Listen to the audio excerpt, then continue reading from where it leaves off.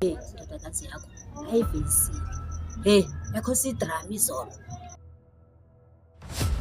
Sanibonani babukele emakhaya, ngiphinde nginamukele ukubona kude news. Lo khulumayo uzana ukuhle Zulu.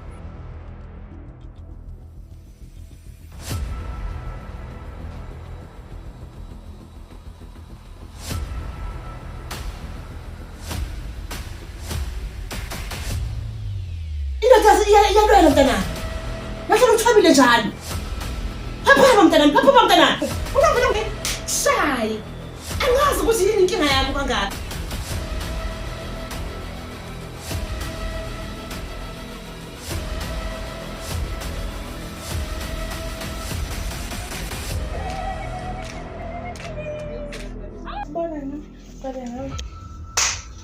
Sisi